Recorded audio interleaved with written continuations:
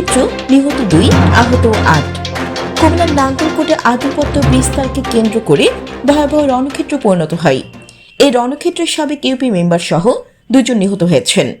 নিহতরা হলেন আলিয়ারা গ্রামের মৃত সালামতুল্লাহ ছেলে সালেহ আহমেদ ও আবুল খায়ের ছোট্ট মিয়ার ছেলে দেলাওয়ার হোসেন নয়ন। এই সময় গুলিবিদ্ধ সহ আহত হয়েছেন আরও 8 জন।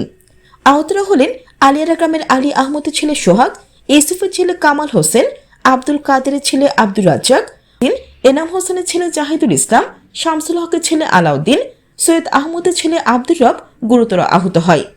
আহতদেরকে স্থানীয় নাঙ্গলকোট স্বাস্থ্য কমপ্লেক্সে নিয়ে আসলে কর্তব্যরত ডাক্তার 2 জনকে মৃত ঘোষণা করেন। অন্যদেরকে গুরুতর আহত অবস্থায় কুমিল্লা মেডিকেল কলেজ হাসপাতালে প্রেরণ করেন। শুক্রবার সকাল থেকে দুপুর পর্যন্ত বক্সগঞ্জ ইউনিয়নের দক্ষিণ আলিয়ারা গ্রামে দফায় দফায় এই সংঘর্ষের ঘটনা ঘটে। স্থানীয় সূত্র জানায়, শুক্রবার সকালে প্রায় 3 শতাধিক বহিরাগত লোক নিয়ে সুরজ মিয়া গঙ্গরা সশস্ত্র অবস্থায় একযোগে সালেহ আহমদের বাড়িতে অতর্কিতভাবে হামলা চালায় বলে অভিযোগ করেন নিহতের স্বজনরা। হামলায় 2 জন গুলিবিদ্ধ হন এবং মৃত্যু নিশ্চিত করতে হাত পায়ে রক কেটে দেওয়া হয়। খবর পেয়ে পুলিশ ও সেনাবাহিনী ঘটনাস্থলে পৌঁছে পরিস্থিতি নিয়ন্ত্রণে আনে। বর্তমানে এলাকা মানুষজন রয়েছে এবং অতিরিক্ত আইনশৃঙ্খলা বাহিনী মোতায়েন করা হয়েছে।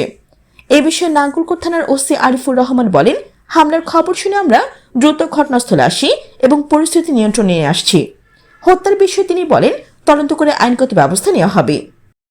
মন্ত্রণালয় থেকে শুরু করে কোনো জায়গা নাই, ওসি থেকে ডিসি থেকে শুরু করে প্রত্যেকটা জায়গায় পিটিশন দিছি, অনুলিপি দিছি।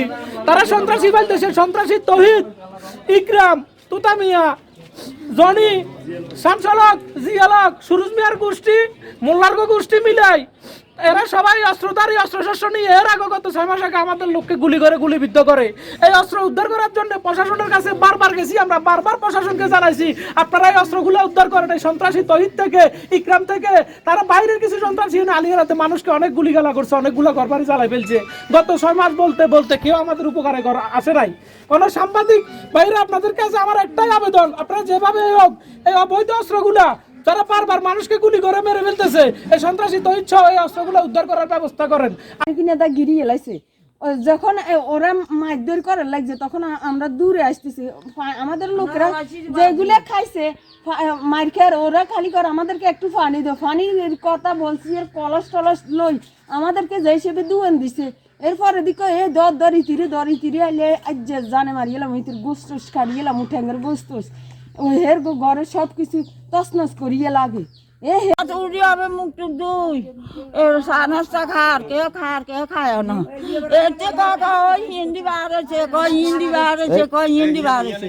এই টাইমে তো বেগুন গেছে গো বাবা, আর কে নি আর কি করুম। রাস্তার উপরে গেছি সাইডেন গনা চলিয়ে আসে আঙুগুনের দরিয়ালার এতেই গুণ খাওয়াছে, খায় কি বলতে তো হিগুন তো লাড়ি শোনা নাই, আচ্ছারও নেই। এ বেগুনের রাস্তার নামা থালা চাই ইঙ্গুনারা রক্ত চাই ইঙ্গুনা রাস্তার নামা থালা ইতিহাস নাই। আজ আমরা মনে করছি যে এরপর হয়তো 400-500 মানুষ লই আজ আমাদের বাড়ির উপরে আক্রমণ করে তার মারধর করে, গুল্লি সমানে চালানো শুরু করছে। যে আজ ওই শামসুদ্দিন, তোতামিয়া, শেখ আহমদ আর সুরজ মিয়া গোষ্ঠীরা এইগুলো এই 2 জন আমাদের ক্ষতিগ্রস্ত করছে। মারধর কোপ, ফ্রিজের কোপ, গুল্লি এটা করা শুরু করছে।